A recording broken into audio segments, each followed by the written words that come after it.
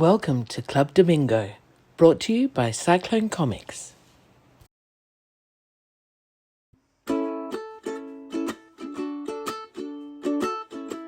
Club Damingo is go. Is go, yes. We didn't gossip about anyone before the show.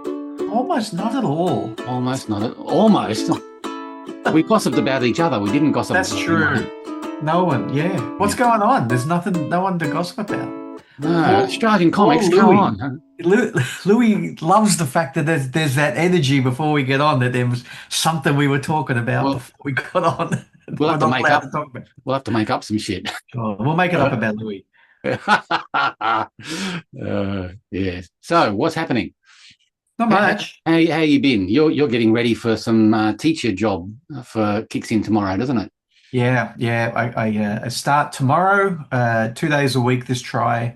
Anne-Marie and I had really decided that I was only going to do one day a week, but we ended up accepting the 2 days a week just so that we could squirrel away some money. Yeah. And as I was just telling you before we got on, it right up until like an hour or so ago, it was down to half a day for this trimester because they changed the unit that I teach, completely rewrote it, and I don't have time to relearn what it is that they're wanting me to teach this time. So I said no, but we've worked something out. So I am there 2 days a week. Yeah, starts tomorrow. It's always exciting. Like I've got 37 new students in my trimester one class, and they're a big always class. Yeah, well, that's three classes. Yeah, Okay. across three. Yeah, but it's a big cohort. That's about what they get. Normally, we fill three good sized classes, and it's always kind of interesting to see which ones of them are like freaking out and which ones are like too cool for school. And it doesn't look like there's too many mature age students this time. Often there's like a smattering of people who are obviously in their 30s or even later than that. Mature age 30. Well, yeah. Most of them are straight out of high school. But yeah, normally it's like second and then third trimester. Straight out of high school. Yo, boy. 6'7", 6'7", whatever that Left is. testicle, right testicle. I don't know. Yeah, whatever it is. Melons. So yeah, but trimesters 2 and 3 often get more of the mature age students. They kind of end up coming halfway through the year. Right. Okay. Yeah. And then the character design class, I've actually got, I think it's 2, maybe 3 students in that I've never met before either. Right. So it's always cool meeting the new people. Yeah. And 2 days a week with that nature of work is good. That allows you the rest of the week to do your other shit.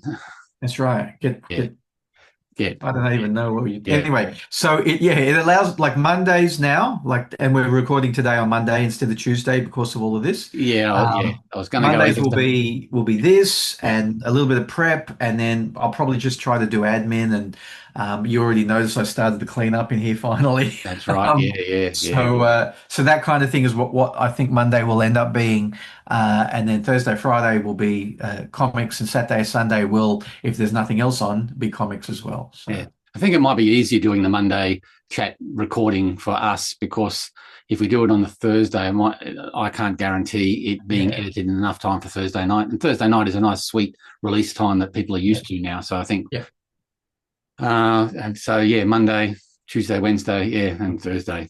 Yeah, so I think we'll move to a Monday recording, but we'll still stick to a Thursday night release. Which is as long as there's no big important thing that happens. I was just about to say that. Yeah, it does create a bit of a window for shit to happen that we can't attend to by Thursday. But what kind of shit happens in Australian comics, Gary? What kind of shit goes down like that, especially on a Tuesday to Thursday? Yeah. Anyway.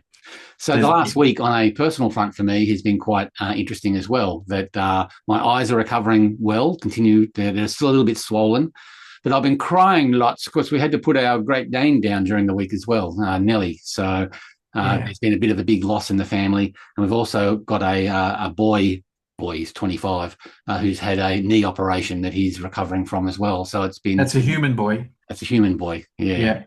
So the last week is a great example of how things line up where you don't get behind the drawing board because life happens. Yeah. I was fully expecting to be able to show some stuff on the drawing board, but I haven't been up here all week, so it's just been downstairs and dealing with life. Yeah. So great loss. Nellie's a great loss. I was so glad that I got to meet her earlier this year, wasn't it? It was only a couple of months ago. Beautiful, huge dog. She was great. So so a dog you could ride into town if you had to. I don't know whether she'd let you do that. But I remember once we learned the hard way what you can and can't get away with a Great Dane, and she had her Great Dane's tail by nature is actually quite long, and we had to have it docked because she was wagging her tail so much that it was hitting stuff and bleeding and not healing and bleeding and not healing, and so we took it to the vet saying, what do we do about this? Because she's like doing it all the time. She's so happy. She's so happy. Yeah. So we had to have her tail docked halfway, still long enough to cover up her private parts, but the rest of it was cut away so that she had a little hippo tail. Yeah. That still indicates that she was happy. Yeah. But in the healing of that tail operation, we were trying to get a cone on her head so that she wouldn't lick the wound and harass her tail and her tailbone area. Yeah. That was two adults trying to hold her down to get the cone on, and she was just going, nah.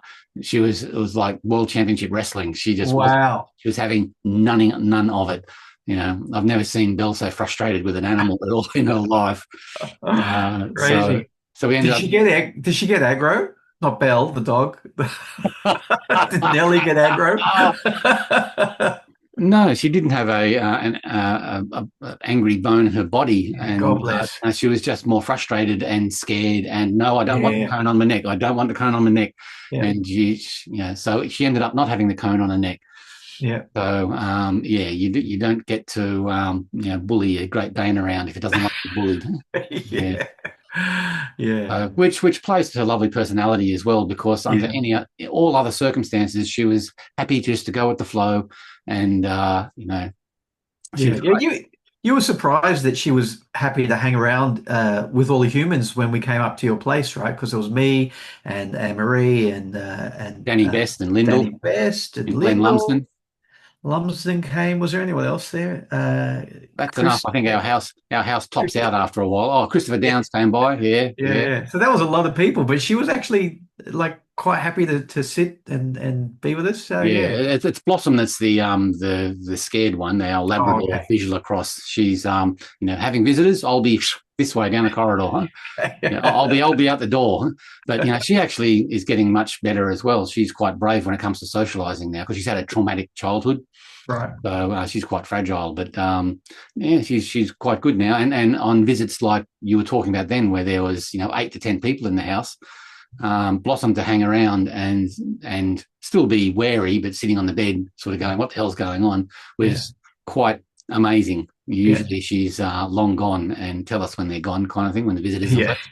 Yeah. Blossom and Nellie both on their big dog bed in the main room there. It's great. Posturpedic spring mattress. Yeah.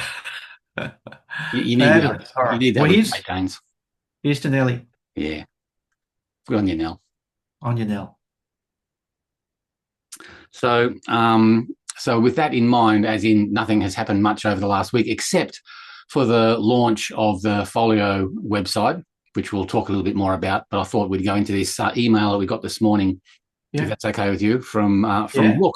We don't know who Rook is, but we got a Club Damingo email, which is clubdamingo@cyclonecomics.com.au. If anyone wants to send us an email and ask us some questions or tell us how wrong we are in our facts and homework.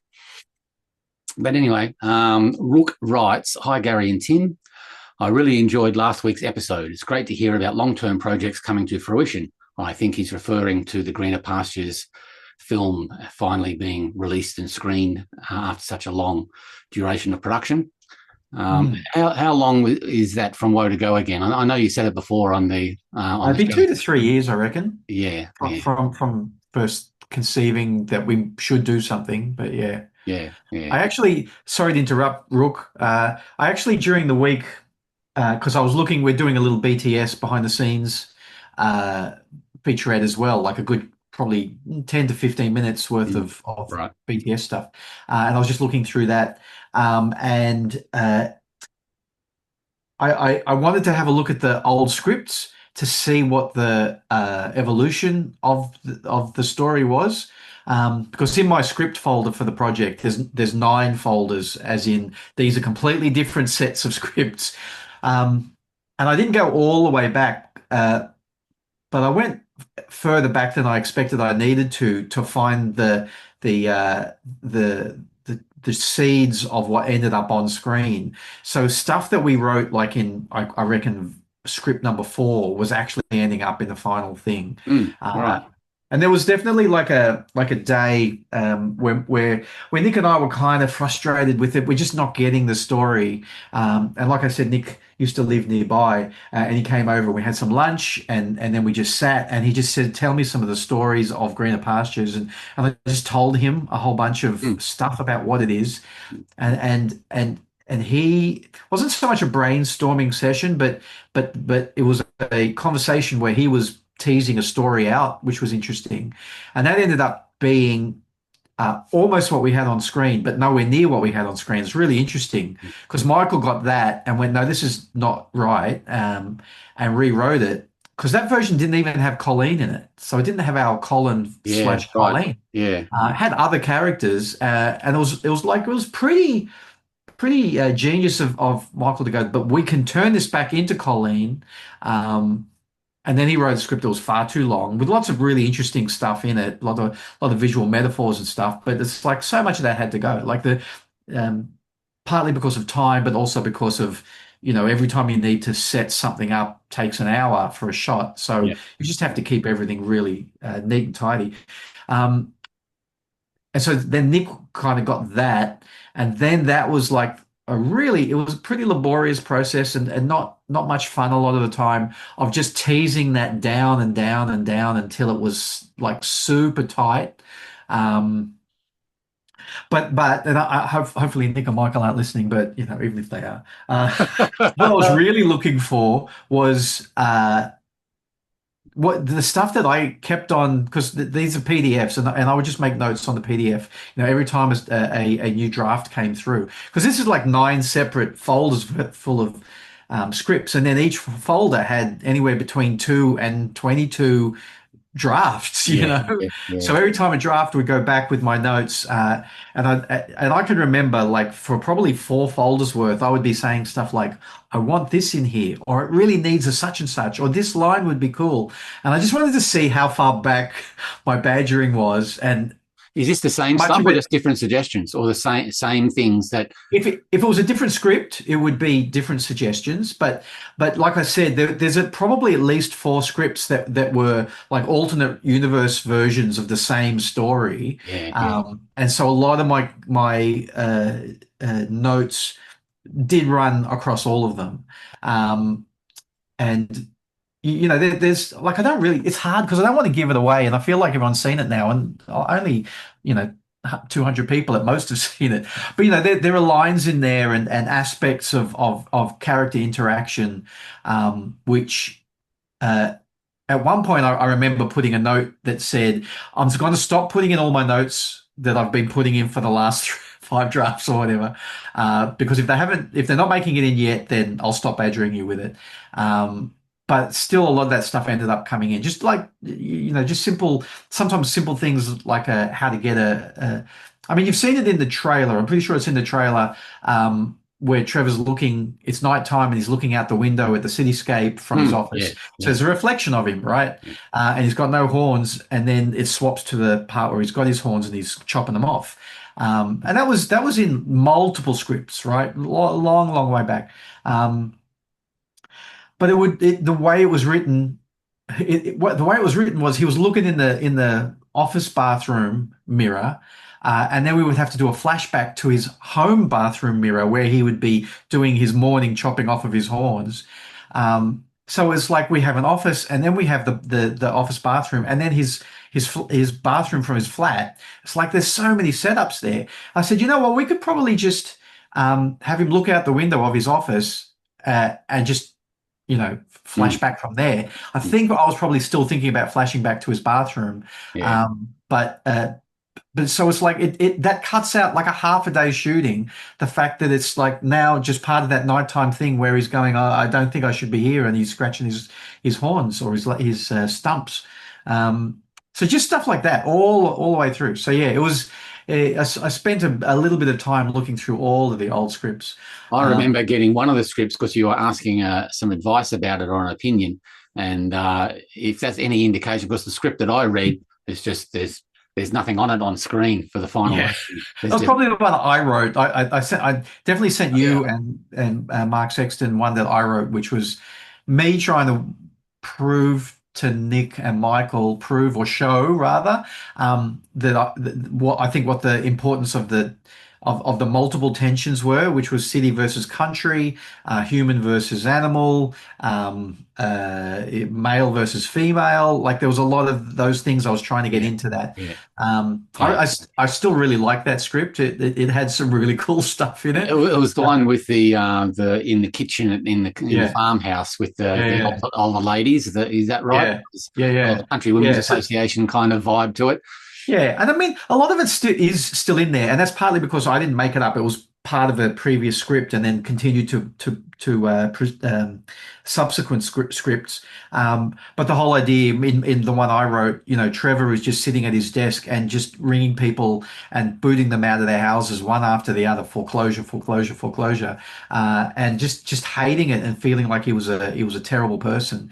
And that was part of the tension, right? Because he's not a person, he's a bull. But saying he's trying to be a person and I'm being a terrible person. I thought that was a really interesting way to look at it as well. That he's still trying to figure out what it means to be a human being. Yeah. And he eventually says, "Fuck this, I'm going home." And he said, "Home." Like he went back to the farmhouse, and and his mum answers the door, and the local women's what do you call it? Women's Country Association were all there making scones. Yeah. And they're all there. Hi, Trev. How you going? Geez, and they all know he's a bull, which was really interesting because no one at work does. And so I was trying. That was one thing that's like, I still worry when people watch it. Do they get the idea that Trevor's worried that people will twig to the fact he's a bull? But like several times I wrote in there lots of ways I wanted to really get that like really belted into the audience a little bit more. Like it's there but not enough, but just enough. Michael actually mentioned it the other day. He said after seeing it on the big screen and seeing what Nick did with a certain thing, which was incredibly subtle, he said, because Michael had the same concern that I did. He said, I'm actually not concerned anymore. That small little twist at the sound design stage, I feel like that's enough. That the audience, whether they're conscious or unconscious of it, know that it's he's hiding as a bull. He's not everybody realizes. So I don't know what brought me onto that, but in that. The other thing, we'll get back to Rook's email in a sec, because the other Greener Pastures thought that I was having the other day, because I think about Greener Pastures more often than I should. Yeah. I was thinking if there was a TV show, if you sold it as a TV show, and it was done in the same style as the 1990s or 1980s Australian sitcom like Kingswood Country, particularly the younger Trevor where he's at university. And like the apartment where you'd have a lot of walk-ins where the audience laughs, applause, says, my favorite character, and you have to stop delivering your lines because you waited for the audience to stop laughing, or there's a laugh track, and I thought that would really suit. That'd be a cool one-off episode, actually. Anyway, So where did you get that from? That's hilarious. Greener Pastures. You're not taking to Kingswood, Trevor. And you'd have a famous saying for the show. That's right. That everyone would laugh once someone says it. Yeah, like leave the money on the fridge, from Kingswood Country. Oh my God, how many people watching this are old enough to remember Kingswood Country? I'm barely old enough. I didn't watch that many episodes of it, but yeah. Well, I remember also how bad the production design was of that American show Good Times with Yeah, the skinny black guy that would go dynamite, that's and the right. audience Yeah, would go yeah. crazy because Yeah. Sesame. Waiting the whole 22 minutes of record time for Yeah. him to finally say, "'Cause I'm dynamite." Yeah. Yeah, we need a catch cry. Yeah. But to overlay all of that on the Trevor at university years, and Yeah. I thought Chef's Kiss, that'd be great. Yeah. That'd be cool. It's like he died with a falafel in his hand. Yeah, yeah, yeah. Pop culture, 2 minute noodles, greener pastures, but as a as a sitcom with just the one set, Yeah, that's right. the lounge room of the share house. Yeah. And Yeah, the neighbours come in, Mr. and Mrs. Crabapple or whatever, and they'd be yeah, going, "You're too noisy with your parties, that's bloody right. student hippies." I said I can smell. Yeah. Some marijuana. We're just baking some brownies. Brownies. And then the neighbour tries one and sort of floats out the door again. Everyone laughs. Yes. Anyway, getting back to this email. I Okay. really enjoyed last week's episode. It's great to hear about long-term projects coming to fruition, i.e. Greener Pastures short film. Let's talk about that for 20 minutes. Tick, done. Right. Okay. Next paragraph. It's only a short email, so we might be able to get out of this under 3 hours. Yeah. I'm sure that you both heard that Nancy Gropper and Carl Gropper, nephew to the late Anne Eisner's wife and wife of Will Eisner, have decided to auction the entirety of Will Eisner's intellectual property. Now, of course, anyone who knows their comics know that Will Eisner is the creator of The Spirit and a swag of other characters as well, John Law, but he's also done a whole swag of graphic novels that are highly rated as well. Yep, case in point. I'd really like to hear your thoughts on this. Specifically, who do you think will buy it? Do you think this will affect future printings of John Law? And how would you feel if your benefactors sold your IP? So Wow. hitting them one at a time. This email came through this morning, so I've had no real chance to process it in a deep and meaningful way. But who do you think will buy it is an interesting one. And in today's publishing climate, I really I don't have an opinion on who would buy it first, but I know that I think it would be nice to land at somewhere like Fantagraphics, where they would treat it with a certain amount of respect. I don't know whether Fantagraphics would have a high enough profile, though in recent years, The Spirit has been languishing with second-tier publishers at best anyway. So I don't know what the character deserves, what Will Eisner's graphic novels later in life deserve as a Will Eisner library showcase.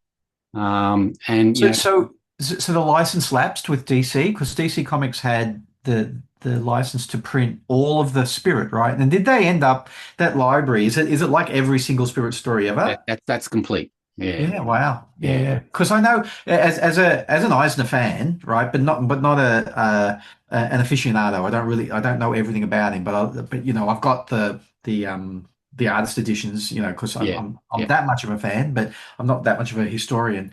Most of my Spirit consumption has come from the Warren reprints and the kitchen sink reprints, which are all over the place, right? They weren't done in any kind of chronological order. That's right. So yeah, the idea that somebody like printed every single Spirit story is interesting to me, and I would have liked to have gotten them. Part of the reason why I probably didn't bother is because they're in color. If they were in black and white, I probably would have been more likely to pick them up. But yes. So DC had that. Did they have his graphic novels as well, or only the Spirit material? I think just the Spirit material, and then the license for the Spirit went over to Dynamite for a while, and Matt Wagner and a few other people did their adaptations of it. DC, they were reliant on the Darwin Cook interpretation of the Spirit. That's being released, or is just about to get released by Scott Dunby's publishing company as a collected edition of Darwin Cook's Spirit in an oversized, deluxe edition. So that'll be released in a month or two. Yeah, right. Yeah, But so everybody's doing new spirit material once they get the license. So yeah, who did you say went to Dynamite? So Dynamite didn't want to reprint anything by the looks of it. They wanted to make new tell material. new stories. Yeah, Yeah. and they did like a Rocketeer team up. I don't know. Did they do other team ups as well? And yeah, I think there was.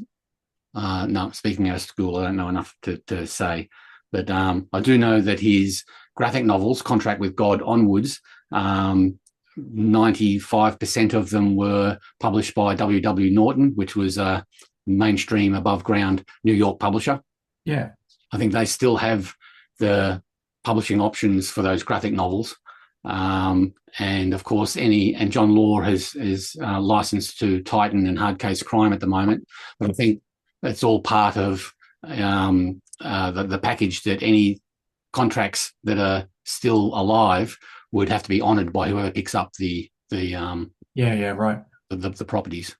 Because just in case the kiddies at home don't realize, I mean, because you did a lot of the John Law new material, new stories there, and you also did the grey toning on the old On the material classic for the stuff. reprinting. Yeah. You've had a bit to do with the Will Eisner estate via Dennis Kitchen, who was the owner of the aforementioned Kitchen Sink Press. Yes, that's right. Yeah. Yeah. And also, I actually produced, designed, and published on their servers, but the Will Eisner site for many years. So Yeah. the site that you go to for willeisner.com is the remnants of my work. And there's always been a desire for the estate to get someone to tidy that up and update it and make it a bit more of a working presence as a website. But it's never happened. So. And do you know who the estate is? Is it sons and daughters or grandchildren or? It'd be Carl and Nancy as the nephew of Anne, who's she's passed away now as well. So Will's wife. Right. So although Will had brothers as well. So, but I think just the line of what's the word I'm looking for? Succession. Yeah.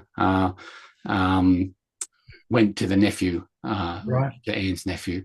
So, and Carl has operated, they're not young anymore either. So they're in their retirement age. So obviously they've thought long and hard about which way to jump with passing this intellectual property on to a responsible new owner. And there isn't anyone in the Eisner family that has picked up the baton, or there's been a decision made by the family to put it on the market to see what interest there is. Yeah. So, and who knows? This is conjecture, right? How much have you read about it? It's just conjecture it's just conjecture, and knowing these people, and of course, I would suggest the nature of it is if they do get any offers from people, and all those offers aren't suitable either financially, or they don't think the people would be appropriate to take it on, that they would reject offers and wait until the right person comes along. That's just me, guessing how these things work on that kind of level. Yeah. There's no way after years and years that Carl and Nancy have put into looking after the Eisner estate, and with Dennis as well, that they would, just sell it flippantly to anyone who comes along with a check. Yeah. Interesting. And you know what? I mean, this probably says more about the way I think than anything else, but who would buy it? And I'm thinking of people, and the first thing you said was Fantagraphics, which is not a people, it's a company, an entity, a company. Yeah. I'm going, oh right, of course a company could buy it, but that becomes really a lot messier as well, because then it's a company. I don't know. It's probably not that much messier, is it? They can just sell it off or relicense it if they want to, or do what they want with it. Same as a person could, I guess. I was just thinking if it's a person, they could be saying, well, I'll license the Spirit to Company X to do the black and white omnibus, but I'll license the Spirit to Company Y to do the full color monthly reprints for the next 20 years or something. While if it's just Fantagraphics, it's still possible, but unlikely. Yeah. So I think I asked you when I saw it. I saw it on Facebook while you were like in blurry recovery, blurry land. Yeah, I texted you and said I think I asked you at the time, do you think Dennis Kitchen would buy it? But I don't know how much this is going to cost. Like, is this going to cost $200,000 or is it going to cost 20 million or like? Yeah, you don't know. Because don't forget there was a Hollywood movie, right? There was a Hollywood movie which bumps the price up, as in the possibility for the IP is pretty high, and regardless of whether you think the movie was good or not, somebody in Hollywood decided to spend millions of dollars on a movie. So there is always the opportunity or the possibility that somebody, might want to spend that kind of money again. Yeah, And the estate should be something like an executive producer level involvement, which means they just get a cut of the budget. They don't even get a cut of the profit. So they're making money straight yeah, away. So yeah. Or is it that was a stinker and no one's bought any new or any reprinted Eisner Spirit material for 20 years, so there's no heat. Like, who knows? It's like Marvel when Marvel was going bankrupt. In all honesty, me and two mates could have bought Marvel at that point. It was yeah, actually right. so cheap. Yeah, Um, yeah, so yeah, something like Will Eisner Estate, who knows how much it's worth? yeah. Yeah, and I think basically Nancy and Carl, and even Dennis and Dennis's business associate Judy Hanson, they're all getting up there in age. They're all considering retiring and being able to put this to bed and be and know that it can chug along without them to make these decisions now. But you suggested then that Dennis might buy the rights and continue. And, I think he's probably in the no, I'm winding down mode. I don't want to take this on. I've been steering this through the stormy waters of comic publishing, with Carl and Nancy for the last, how many years since the early 70s. Yeah, absolutely. Like ages, 50 years maybe. So yeah, I totally get that. Yeah. So, but who do you think will buy it? I don't know, but I'm sure that it'll be seriously considered as it needs to be the right place before Nancy and Carl, sign off on it. Yeah. So look, before we go on, the other thing that really excited me about the post I saw on Facebook was that there is something like a 72-page spirit story by Will Eisner that's never been printed, and it sounds like some people have actually seen it. It's not as secret as it looked like at the beginning, but it's a badly kept secret. Yeah, right. Well, I think it clocks in at 64 or 68 pages. I think, but and from what I've seen of it, because I did a little bit of research when the announcements were made, that it was a project that Will just thought was a bit of a misfire, and so he never released it. Right. Did he finish it? I think it's complete. But the lettering is a little bit scrappy from what the pages I've seen.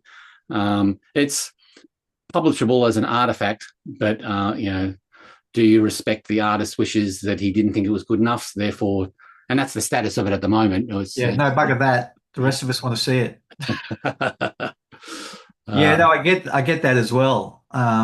Yeah, and it's very much in the visual mode of his later graphic novels. It's not, which is why it's interesting to me, right? I'd like to see, and the little bit I saw, and I want to do the research. I want to see what images there are out there. So if you've collected them, just shoot them at me because I'd like to see them.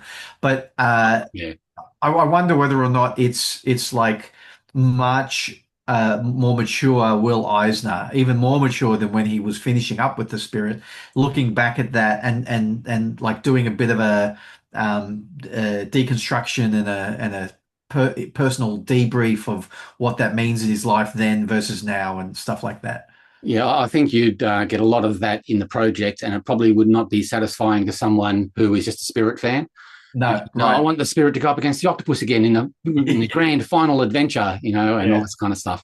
Even Will's art style had moved on from that dynamic style of storytelling that was in the Spirit to really he had moved away. So to see the Spirit operating in the theatrical settings of a Will Eisner later stage graphic novel is might not please too many people, but that's the stage that Will was at when he was working on it. You're probably a bit more of an Eisner aficionado than I am, would you say? Ooh, people think I am, but I go, I know shit. The reason I'm bringing it up is that it's a very recognizable page layout and storytelling style, regardless of the drawing style and even the lettering style. You can just tell by the page design, in those later novels, um, that it's Eisner, and what period of Eisner, like very very different to this is again John Law, but it ended up being a spirit story. He rejigged Yeah. it to be the spirit. Yeah. Moving from this to much more open, fewer panels, if panels at all, He and was almost drawing at 100% of print size as well. I think instead of yeah, doing right, the A3 size original art, 11 by 17 inches that most American comics had done these days, Contract with God and all of his later graphic novels were just slightly oversized, like maybe 10% larger, 20% larger, if anything, but he wasn't super oversized. So he was keeping it quite contained. So for speed and to be able to, plus he didn't have that many panels on the page in his graphic novels either. Instead of those John Law stories, there might be, a 8, dozen. 12 to 15 panels a page. Yeah, In yeah, his later graphic novels, they'd all morph into maybe 2 to 4 at best on a single yeah, page. yeah, and it's I vacillate between that. Like looking at Greener Pastures number 8, I just know I could have cut out probably 4 pages, and I probably should have. And I'm looking at the next script for number 9, and thinking, because it's a much more action adventure sort of oriented thing. Number 9 for the bovine. That's right, Bovine 9. Bovine 9. Bovine number Where 9. whether or not to like look back, like I don't know how many years ago, quite a few years ago now, I was showing my son Samuel the reprints, the black and white reprints I've got of Teen Titans, right? Wolfman Perez, and I'd go, look at how many words are on a page, let alone how many panels, right? It actually take you 5 minutes to read a page sometimes, and I'm wondering, oh, should I head back towards that? Because every time I see it, even in current comics, where multiple sets of word balloons on the one action, where my sensibility would normally like be each word balloon should have its own action, and go, yeah, maybe I should try to condense and see how that feels for maybe an issue or two. And but yeah, Eisner was like coming well outside of that, right? He was just and even the dialogue was pretty not sparse, but it was you would take several pages to get through like a piece of dialogue that might only take 1 page back in 70s or 80s Marvel time. So Yeah. yeah, Yeah, interesting. He certainly has distinctive periods. I can pick an early Eisner compared to, and then early Spirit, and then he goes away to war, and the Spirit was done Yeah. by Jack Chaloner and a swag of other people while he was away. Then he Yeah. comes back and starts doing his post World War II stories, and that's where he starts to elevate because of his lived experience. He's starting to introduce concepts into the stories that are more mature. Yeah. So, and then he ages out the Spirit to 1952, where he's told all the stories he wants to, and he's sort of starting to now consider it more as an IP more than a personal Yeah. outlet for his storytelling life. Yeah. Interesting. And Yeah, then you can see that, can you? That yeah. his personal approach to it was, well, this is now IP rather than something that's really important to me as a. And that's why you get people like Wally Wood coming in and Jules Pfeiffer coming in to help more and more with the layouts and the storytelling. Yeah. And then there's the decision to basically walk away from it completely as he gets the contract for preventative maintenance for the Army, the US Army, the magazine that he did teaching or showing soldiers how to clean rifles and service jeeps and all that kind of stuff. And there's that period of art which is pretty clearly different to his Spirit stories as well. But it also, you can see how it grows from the Army maintenance years into the Contract with God years. And then how he is changed into a senior storyteller, and he's comfortable not doing oversized artwork. He's comfortable not doing the kind of layouts or panels per page that he used to. He'd let the story breathe a little bit, with his. There was no constraints on him anymore. There was no corporate constraints. So what you got from Contract with God onwards was different. And it was also at the stage he was showcasing some of these graphic novels in chapters in Will Eisner Quarterly and other magazines. Reader. That Dennis Kitchen was publishing. Yeah. So there was a 1-2 kind of element as well. Yeah. But the collars and the chains were off in those later graphic novels, and he could talk about what he wanted to talk about and approach the artwork the way he wanted to. Yeah. And that includes doing that spirit story, which is very much. I've seen the splash page, and I've seen a couple of pages towards the end where the spirit is actually talking to Will Eisner, who's sitting on his drawing board in shadow, and the creator is talking to his creation. Yeah. So there's this kind of meta thing happening, which again, I don't think your true spirit fans would really get that much of a buzz out of, because it was informed by later Eisner. Later Eisner was doing this project, and a lot of the spirit fans just want, which is why I kept John Law as a 1940s character, because Will wanted it updated. He said to me, if you do John Law, let's make him a modern day cop to move him away from the spirit. And I was thinking, no, if you're a Spirit fan or an Eisner fan or even a John Law fan, you want the noir 1940s kind of feel. So I sort of pushed back a little bit with Will, saying, for an unknown character like John Law, you got to give them what they are hoping for. You got to give them what they expect. And they expect the noirish, rains, trench coats, shadows, all the stuff that an Eisner reader or a Spirit reader would be familiar with. Exactly. So I won that battle. Unbelievable. Yeah, fantastic. Okay, so that's part one of his 3-part question. Yeah, who do you think will buy it? Well, I don't know, but I could see it comfortably sitting as a Fantagraphics thing, because I do such great work with the Disney Duck stuff, with the Charlie Brown, with the Dick Tracy, with all those heritage strips and stuff like that. Does anyone else do that stuff at the moment? Like, it's not like a drawn and quarterly sort of thing, or no one else really. I don't think so. There used to be a few other players in the past.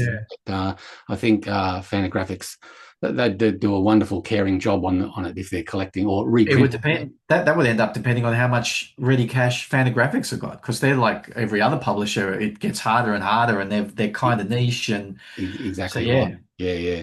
Although it could go to a cashed up private collector who just loves Eisner and will look after it and be able to invest wisely in placing it, as you say, splitting up the options to someone wants to reprint the graphic novel, someone wants to reprint the spirit, someone wants to do a new spirit story, and there's just someone there that has bought everything and is a caretaker of the IPs. Yeah. Did you ever see the I think it only ever got to a pencil test, but the animation for a Spirit animated movie? Did you ever see that? Brad Bird? By Brad Bird, Yeah. Pretty good. Yeah, it was pretty good. It was kind of like a little bit weird to watch, but it would have been great to see it completed. Yes, absolutely. Yeah. Because it was only a pencil test. I'm not doing the research on. You can see it online. It's easy enough to just put in the Spirit animated Brad Bird, and it'll come up. And it's about Brad Bird from The Incredibles and Iron Giant, etc. So you can imagine he would have loved it. He might buy it. Like someone like Brad Bird would be a great person to buy, and he'd have his own little company that could help to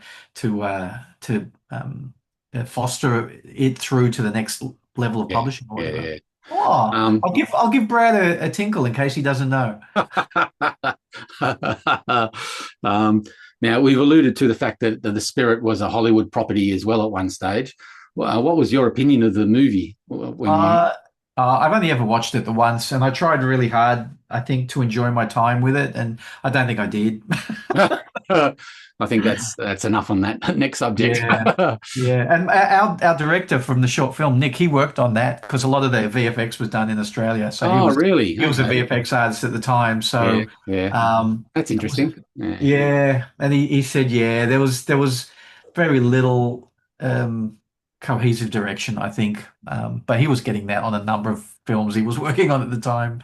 There were some nice aspects to it, but it just failed as a job lot. As far as I really liked the Sin City art direction of the whole thing, the green screen. And I didn't mind that over the top CGI comic booky feel, the Sin City feel.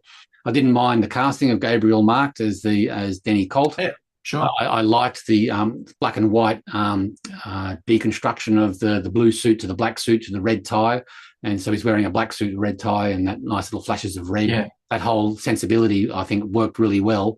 I might have to watch it again, actually. Yeah. But the failures overrun any kind of that's nice, that's nice. Oh, that's not nice. Is it too Miller-ish? Because Frank Miller wrote and directed it, and is it too much Miller and not enough Eisner? Yeah, I think so. Yeah, I you think. you're, Yeah. you're saying you didn't mind the Sin City art direction, right? It's Yeah, very much yeah. like the Sin City comics and the Sin City films. I actually was. We've talked about this film in the past as well on the show, but I kind of was hoping it was going to tend much more towards Dick Tracy and Yeah, yeah. that level of cartooning or That'd be cartoon art direction. yeah, yeah. In fact, I every felt time like I see Dick Tracy, I do say to myself, "This is the way the Spirit should have been approached." Yeah. yeah, I think the Spirit was the Miller version was that went off the rails with the octopus and the overarching plot of how do you incorporate all the femme fatales and the octopus versus the Spirit. That whole plot line, which was the core of the movie as far as the action and drama was concerned, that was the mistake. That was what was mishandled. It wasn't how it looked. It wasn't even the casting, because a lot of the female casting was spot on as well. It was it would have been very brave to cast Samuel Jackson and just have you show his hands, but I think that would have been a thing to do as well, because in the comic strip you never saw the octopus. You just saw his gloved hands, pointing a gun or like emoting, and the dialogue was pointing off panel to this mysterious man in gloves. And I think if they had done that, it would have been and fixing up the basic cartoony plot of him, the Spirit versus the octopus. It would have been something a little bit better to watch. So not enough Eisner, and a mistreatment of the octopus and the major plot of the movie. But I think we've talked too much about that movie. We should move on. Absolutely. What was the second part of the question?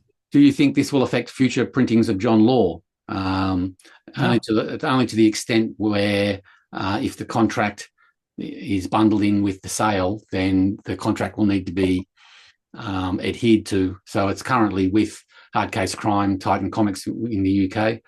The last time I talked to Titan about how sales were going, this was before Christmas, they were happy enough with the way the sales were going, and they said if sales keep on going in the trajectory that they are, the pattern that they are across Christmas and the New Year, they might consider reprinting in February. So it's February now. So I might drop them a line back to see whether a decision is made and whether they're going to reprint or not. Well, when was the last time this work had a printing? Would have been 2004. Yeah, right. So it's over 20 years between, or about 20 years. That's right. Between. Yeah. So you wouldn't really consider that there'd be another completely new version of new printing. No, it'd be just a second printing of that same volume. Yeah. But it would be good if that was to happen. But I'm also very understanding of the rocky road of trying to get any kind of publishing deal, making money in the profit, and being able to move on with it. So we shall see. Do you get, and just cut this out or tell me to shut up?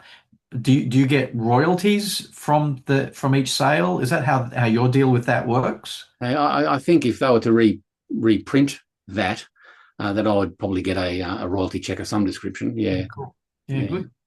Well, fingers crossed. Let's get it reprinted. Crossed, yeah. So, but anyway, that would be John Law would be part of what's being sold, and the contracts, whatever stage they are, would be part of that sale as well. Yeah. So, unless someone was to come along who buys the Eisner IP to say, I want to publish John Law with Fantagraphics, for example, as a loose example, then they'd have to tidy up the legalities with Titan. Yeah. Which may not be worth the hassle. But anyway, John Law is part of the sales parcel of IPs, and it would affect the future printings of John Law based on a case-by-case basis, I'd say. It's really interesting, this whole idea. Well, and maybe we won't even get finished with your email, Rook. I'm sorry, but this whole idea of IP being bought and sold, and the people who are attendant to the IP. For example, right? So if, let's say, the Eisner estate sells it to Fantagraphics, and it turns out that Fantagraphics owns the reprint rights on the hardcover that you've worked on, and all of a sudden your contract is then shunted over to them, but they rewrite the contract because they're allowed to now because they own the IP or whatever. And it's like well, everybody who went into deals, with a good understanding of what they were Mm. going to get out of it, like it can completely change. And Yeah, you could easily get um, dropped off the back end, yeah, and the I new mean, the I've new seen it. owners. I know, I know this is a really strange version of that kind of thing, but Dave Sim had his Cerebus character in the eighth issue of Teenage Mutant Ninja Turtles. So the Turtles were already really big, but they weren't necessarily like the multimedia juggernaut that they Yeah. were eventually. Um, and it was still being self-published by Eastman and Laird at that point. And then they sold it to whoever, Sony or whoever it was, and so every time that IP is resold or relicensed for whatever thing, he gets a call and about issue 8, and he says the deal was with those two guys, and the deal was that every time it got reprinted, I got X number of dollars every time or whatever. So as long as you do that, like that's all we need. And they send him a contract, and he goes, "I'm not signing no contracts. This is the deal, and I just expect you to have that deal now." And I was just listening again. Somebody else who I had huge amounts of respect for, like Dave Sim, who in their later career becomes a little more problematic to talk about in that manner, is a musician called Michelle Shocked. Do you know her? I know of her, yes. Yeah, and so Michelle Shocked has had an astounding career, and I love her music to death. Everything that I've listened to. Um, it's one of the people who every time they've ever come to Sydney, Amory and I have seen her play every time, and every time the concert has been completely different. We had to leave one concert once because otherwise our car would be locked into the car park because she Yeah. just kept on Right. playing and playing and playing. It was amazing. But she had a deal with a record company, and then the record company then sold on all of their IP or their deals, their licenses to some other company. And she's ringing them, going, "No, I don't have a deal with you. Just you give me back all of my rights now. Like I've Yeah. never Right. signed a deal with you." And Yeah. she had to fight that for years and years to kind of get it.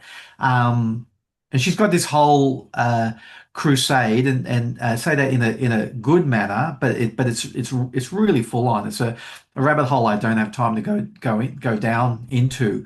But she's got this whole crusade about Spotify and stealing our Yeah. money, and it's been happening since her first ever album. And again, if you don't know who Michelle Shocked is, astounding career to look into. But her first album was like had songs that were on high rotation on the BBC. So I don't know whether that means top 10 or top 100 or whatever. And the album itself was really well renowned at the time. And she didn't know there was even an album, let alone it was getting played on the BBC. She didn't even know there was an album in existence of her own material until a friend Wow. called her and said, "I've been listening to you on the BBC." And she said, What are you talking about?" Yeah, you're like on high rotation on the BBC. So she was at a country music festival, and the name of that album is the uh, Texas Campfire Tapes. She was sitting at a campfire, and this guy who I think she was talking to, right, who was a producer, said, "Play me some songs, Michelle. Like I'd like to hear what you play." And he recorded them on a Walkman, and then he released it, and it Wow. was a hit, and she didn't even know about it.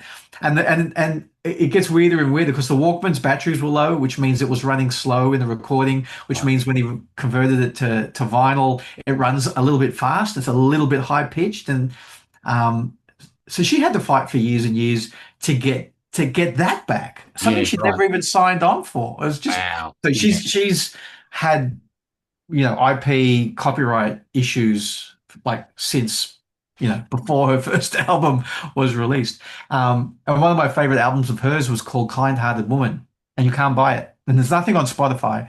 You can't buy it. I think it's on her website. Um, but the only place you could buy it was at her gigs. So she recorded it in the garage, Yeah. mixed it herself, pressed it herself, and you can only buy it at her gigs. And it's 10 of the most incredible storytelling songs you've ever heard in your life.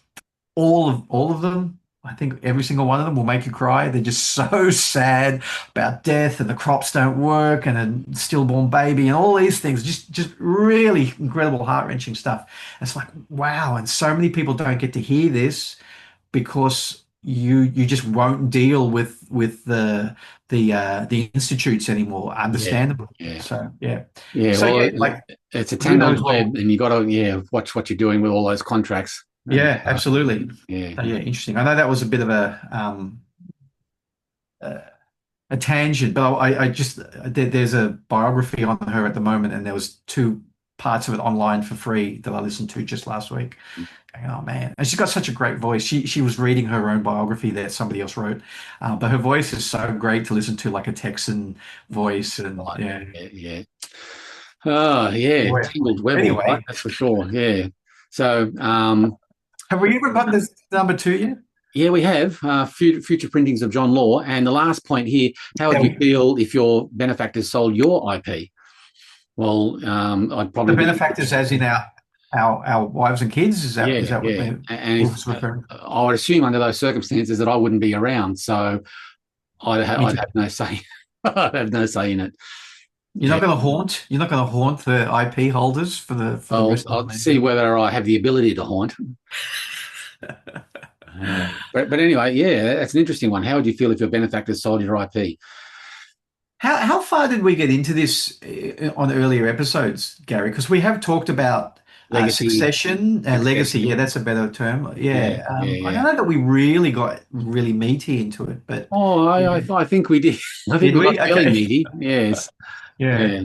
Yeah. So But look, not to make you go back and listen to all of them, but you know, these are discussions. I can't believe we've nearly been doing this for a year. It feels like such a long time ago that we talked about it.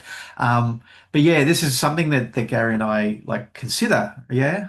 yeah, yeah. Well, we're both at the age that you have to think about these things instead of if you don't think about it and you get hit by a bus tomorrow, you're left with your significant others, your family, making decisions that may not be something that you'd be happy with.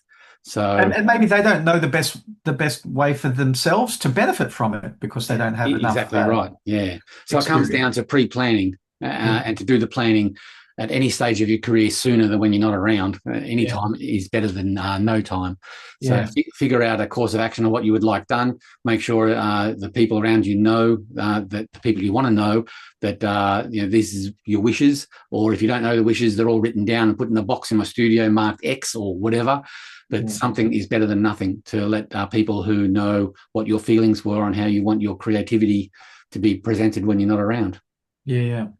And for people our age, it's not, I don't think it's the first thing to think of is to just hand it to our partner because they're our age as well. So, they won't have necessarily have much time with the IP, let's just call it that, Yeah, before they need to hand it on. So maybe it's better for someone like you and I, Gary, to hand it directly to the next generation.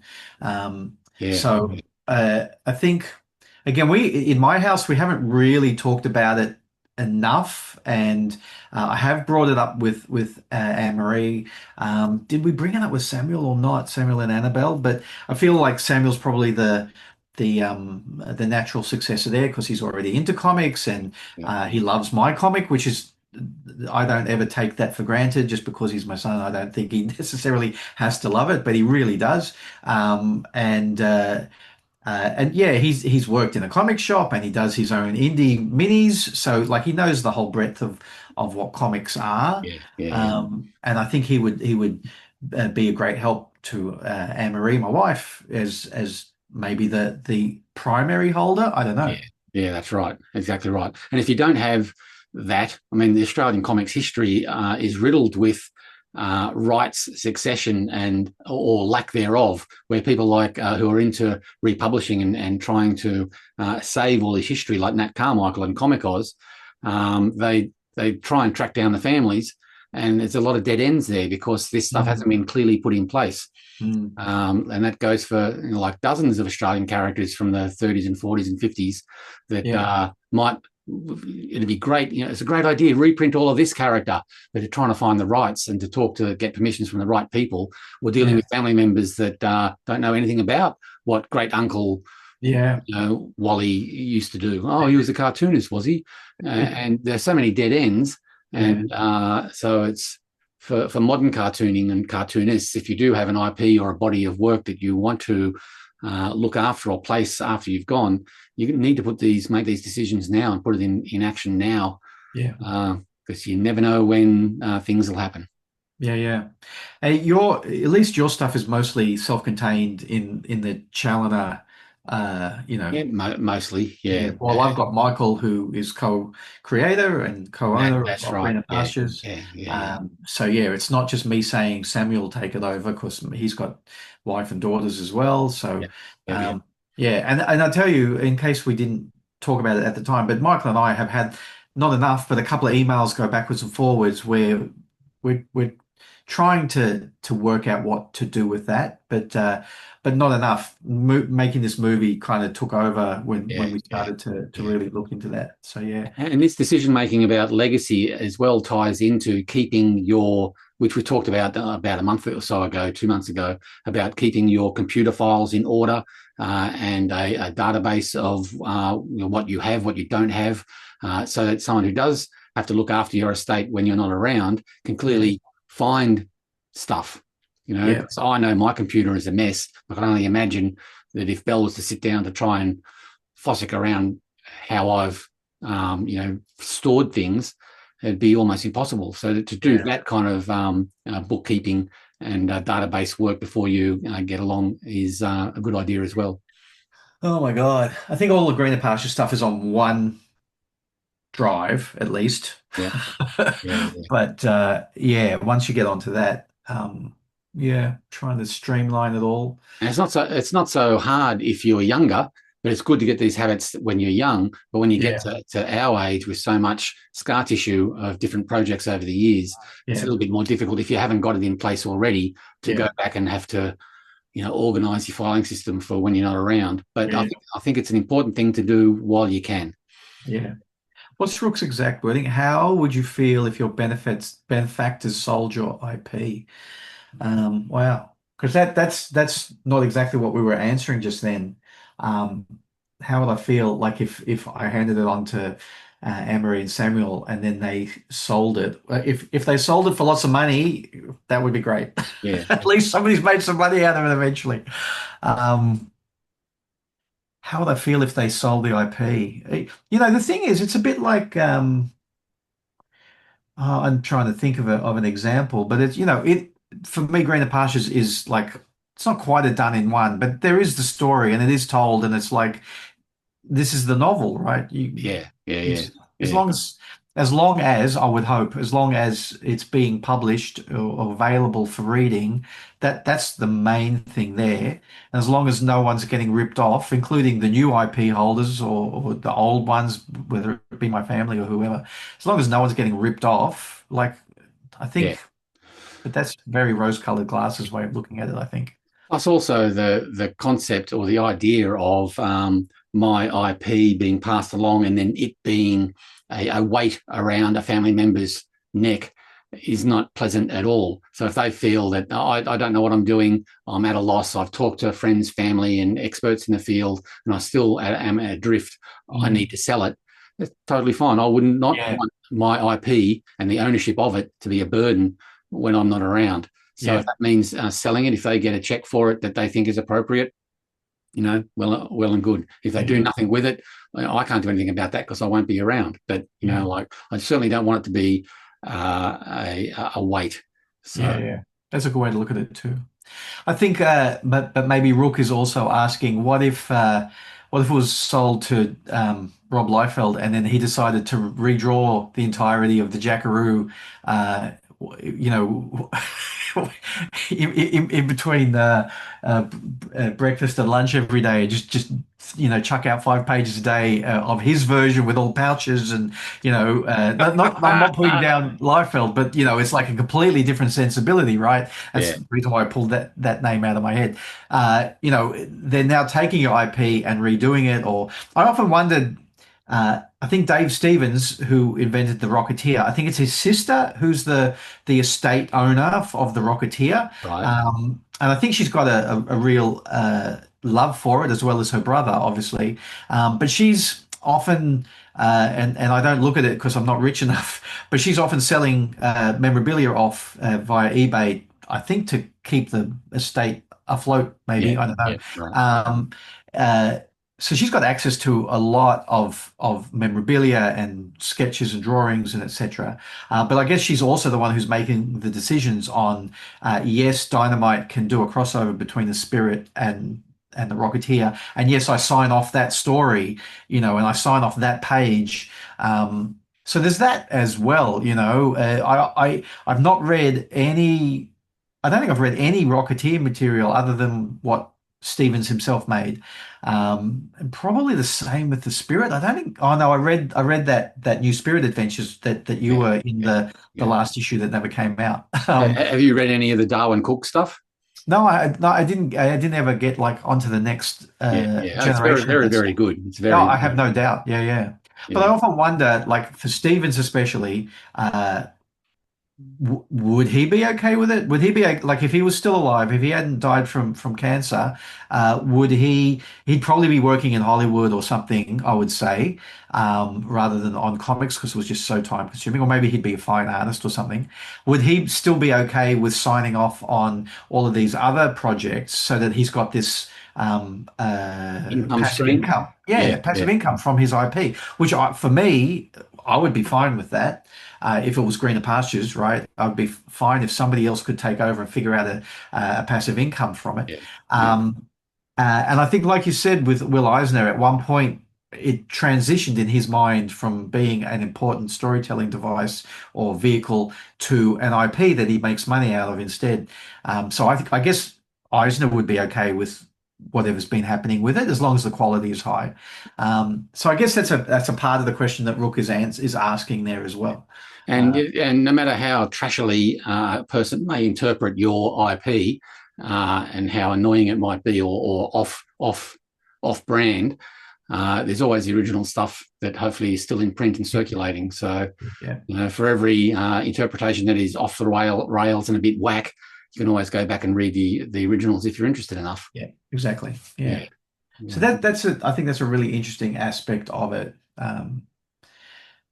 Me myself, again, to take it back to music, if there is a song that I love hearing all of the cover versions. I love hearing somebody like really turn a song into an even better version than what the originator Yeah. came up with, because that Very, happens very, sometimes. it happens, but very seldom. Yeah, yeah, yeah, yeah. So I actually really love looking at other people's ways of drawing Trevor and coming up with a story for Trevor, and so yeah, it's part of the reason why I'm doing that crossover, the team up book. Yep, yep, yep, yep. Yeah, so really interested to see how other people draw it, but also just what their take on it is. Yeah, How many of them are coming up with ideas? They shoot me a pitch, and I say, well, you've actually hooked into one of the really important themes of the next 10 to 20 issues. So go with it. That's great. If we can talk the same theme in your 12-page short versus our 200-page graphic novel, like I'm really happy about that. yeah, So yeah, I think it speaks to the strength of the story and the characters, or the melody and the lyric, that somebody can pick it up and really understand it and present it again, but slightly differently. yeah, yeah, yeah. Yes, there are very few covers that I've heard that once I realise that it's a cover, or I know what the original was, the cover just doesn't stand up, even though it might be produced better, sung better. I'm sure there are examples. Like I really quite like I forgot the guy's name now, but he did a Indigenous version of "You're the Voice." Yeah, right. Yeah, yeah, And it's bloody fantastic. yeah, yeah, yeah, It's exactly produced in a yeah, very similar tone, but without bagpipes yeah, of the original one. But it is a lot of the verses are just sung in Indigenous in tongue, then it goes into English, and then it goes back into Indigenous again, and yeah, it just all the words fit, and it's fantastic. It's a great yeah, yeah, interpretation. yeah. But Buckley's Alleluia is the one that most Yeah, people yeah, know. yeah, yeah. There Uh, are exceptions, but in general, give me the original every time. I know Yeah. Dylan's been covered heaps, and there are a lot of great versions of Dylan songs by hundreds of people around the world. So there are The exceptions. Whitlam's version, and it's not even Tim Friedman, it was one of the other guys.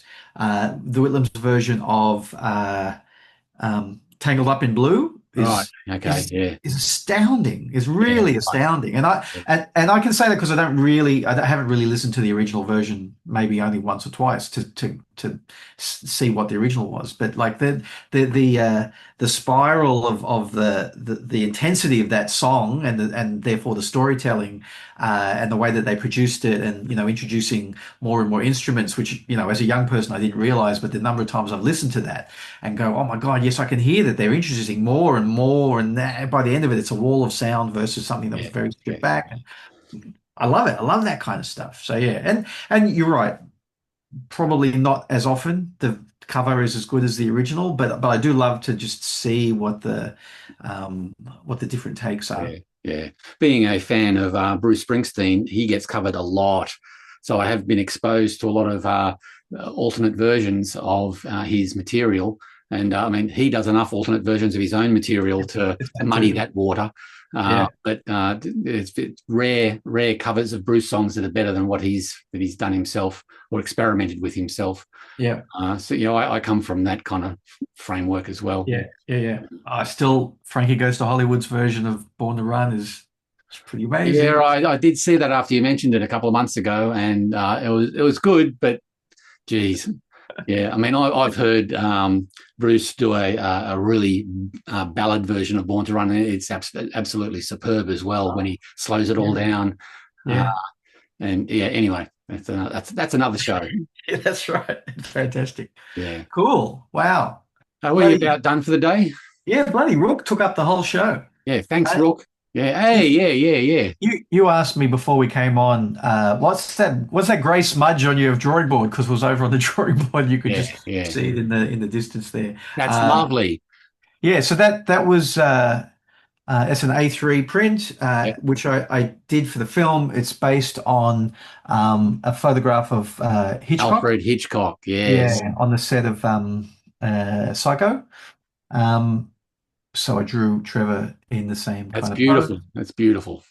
So yeah, everybody who came to the screening the other week, who was involved with the production, cast, crew, people who've read scripts, etc., they all got one. I've read a script. I know, but you weren't there, so yours is in the cupboard. Oh, okay. Well, in the cupboard. Yeah, when in the cupboard, Gary. when you come up later, you'll get one. So yeah, Beautiful. and I actually showed you like different colored versions of that to get your opinion. I did like a Marvel 1970s colored version of it, Yeah. and I kind of liked it. But in the end, I went for trying to emulate the idea of a black and white photograph. Yeah, lovely. And What's your plans? What's your thoughts on the Greener Pastures masthead that you used for the movie? Which is this one. That you see there. Because I love that to death. I reckon it's fantastic. Yeah. And I do notice that in your comics, you're using the old masthead for continuity's sake, I assume. Yeah, But what's your plans for the masthead now that the short film is done and dusted? For the kiddies at home, right? That as far as I'm concerned, that's the logo or the masthead that is for 1990s stories. Gotcha. Right. And once we go into 2020 stories when Trevor is middle-aged, Yep. we'll That's just so that will fantastic. officially become the logo of the comic. Yeah. That looks so good. Yeah, it's cool, and I did it all by hand on paper. Yeah, So yeah. I've got an original somewhere, and then scanned it and cleaned it up, and It works really well. but yeah, it worked really. And again, that came. Was it even? I don't think it was the same day that we were chatting with Nick, the story I related earlier. But there was a day when we were chatting about the logo, and knowing that that's not the right logo for the short film. Especially since we were looking at this era of Trevor and looking at spooky stuff. Yep. And I drew it. I just drew it like on paper about this big, and I went something like this, and they went, "Yes, that's it." And I think I just enlarged it very large, and then went over it with a big fat brush, and Yeah.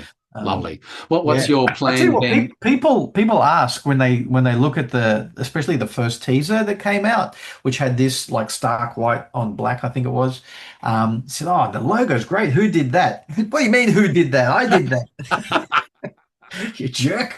But when you're talking about trade paperbacks that will collect the life of Trevor down the track, like Yeah. including the new material that you're going there, how are you going to handle the branding from the trade collections from the early days right through to the end of the story? Are you going to use that?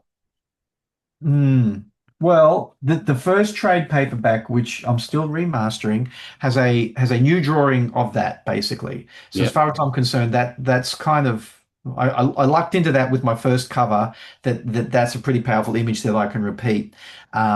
So I actually intend that every one of the trade paperbacks, which are collecting about 4 issues at a time, will have this, but rejigged for whatever the story is.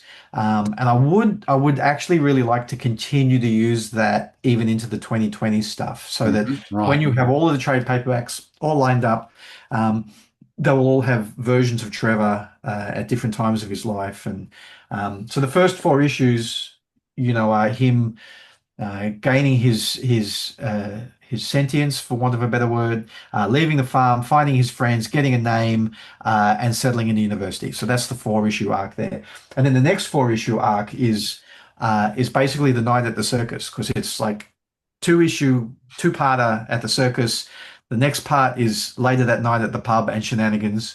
And then number 8 is what happens like the Saturday after that. So it's all kind of related. So I'm pretty sure like either I'll put on like clown makeup or something on Trevor for that one. Yeah, right. So yeah, so that's the idea for that. Like Roger Moore in Octopussy. Did he have clown makeup on? Yeah, he did. It's been a long time since I saw Octopussy. Yeah, the ending of Octopussy has an aged Roger Moore running around in a clown suit trying to disarm a nuclear bomb or something like that. Oh, Yeah. I've never told you how disappointed I was the day I went and saw Moonraker, expecting Star Wars, something Yeah. like Star Wars. You haven't read the original novel? No, I hadn't. I hadn't. Yeah, it's just Yeah. the name of the bad guy and the name of the novel. That's the two things that went into the movie. The novel Yeah, is right. actually a really good James Bond story. Yeah, yeah. At some point, I was talking to Sexton about James Bond, and he was reading Mark Sexton from Bug and Stump. He was reading the entire original James Bond novels, and he said they're actually really interesting to read. Yeah, Very, very much part of their time, but they're much more like the Daniel Craig series of movies, where there is a progression through the novels of who James Bond is, and how being a what do you call it? An Secret intelligence agent. Yeah, Yeah, how that's affecting him, and yeah. you Well, know, in Moonraker, they have to actually open up with James Bond. Not open up. One of the first scenes of him is doing paperwork in MI5 or whatever, MI6, whatever it is, and it's him going, "I hate fucking doing paperwork." And as soon as this adventure gets, like he does a favor for M, so it's M and Bond sort of like unraveling what this Hugo Drax character is doing, because right, he cheats at a card game or at bridge. That's right. M doesn't like the fact that this guy is in his private club and cheats at bridge, so he right, asks Bond to investigate him, and he sort of pulls that thread and realizes that this Hugo Drax guy is a bad man. right. Yeah, yeah, Yeah. So yeah, it's a very interesting novel. yeah. So Also, have you read them all? yeah, I have. Yeah, Yeah, because my Mark go-to talked. guy. Sorry, go on. I was going to say Mark talked about the alcoholism. Like he's pretty obviously an alcoholic, and all of this stuff. So Yeah, yeah. yeah. My go-to guy for anything Bond is Glenn Lumsden. He loves the Ah, character. yeah, right. Yeah, we've had many chats about the old bondage. Very good. Yeah, Yeah, cool. yeah, but the novels are worth reading if you want your Yeah, dose of Bond. And yeah, sure, it's a little bit sexist, it's a little bit racist, it's all these things, but it's a thing of its time.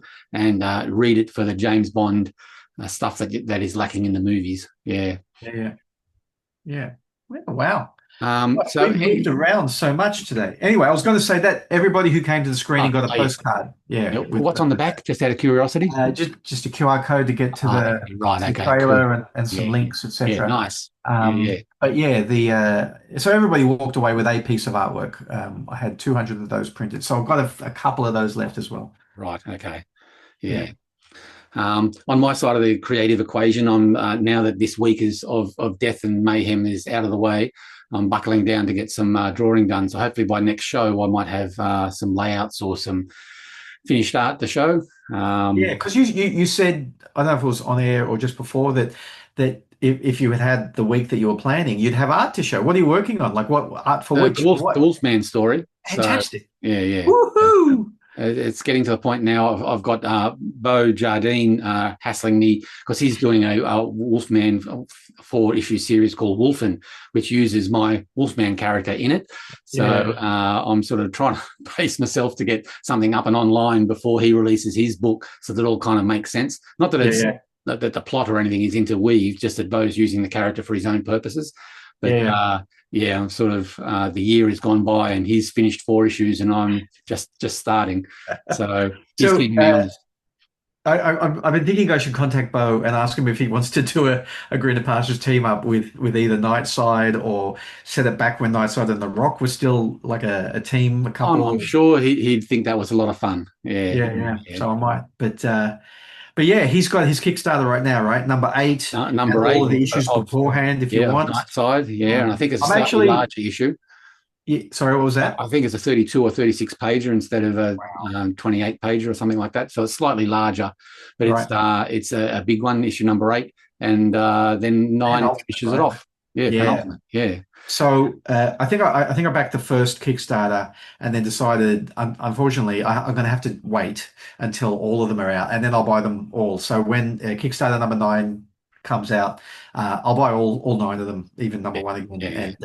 And I talked to Beau a couple of days ago, and he had all the front covers and back covers have been coloured by Graham Jackson, and he's had them all out on spread out, and it's just a wonderful feeling of having so many comics and the whole story in front of him and stuff like that. So I'm so chuffed for him being so productive. So absolutely fantastic. So he's going to finish Nightside, and then he's going to do this 4-issue Wolfen thing, which he's completely finished. So it's just a matter of taking it to the printers and then doing the Kickstarters, the appropriate Kickstarter. And then he's already working, he's knee deep into doing the sequel to Nightside. So he's got another Nightside story, that he's working on now. So I reckon that's 2026 sort of in the bag for him as far as kickstarting and releasing comics. 8 and 9 of Nightside, 1 through 4 of Wolfen. And then by then he'd have finished Nightside sequel, so he might even get 1 or 2 issues of that out by Christmas.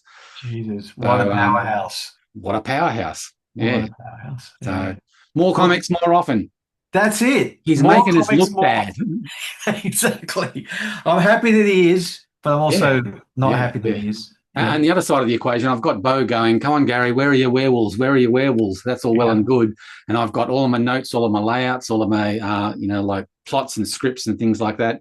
And I brought Bernard Callio on board as he actually put his hand up to say, hey, do you mind very much whether I serve as another brain or a bit of an editor or to just be devil's advocate with certain things that you're doing? And I said, that would be fantastic. So I've got Beau on one end going, come on, hurry up. And I've got Bernard on the other end going, does this make sense? Maybe you should do this instead of this. And I'm there going, oh, okay, it's all good. It'll get the job done. Yeah. Oh, that's great. Fantastic. Yeah, Bernard would be a great sounding board. And yourself, of course. So I've got a bit of a brains trust around me that, are concerned about me and are concerned about the project and want the best result possible. So I reckon that's a good team to have around me. 100%. Yeah, fantastic. Cool. Yeah. More pages, get more them often. done. More comics more often. That's what I say. That's right. Yeah. Okay. So if only could do it. Yeah. Yeah. Okay. Say goodbye to the kiddies. See you, kids. See you next time, kiddies. What button am I pressing? I don't know. Oh, here we go. That one there. Okay. Bye, everyone. See you next week. And hopefully I'll have some art to show. Woohoo!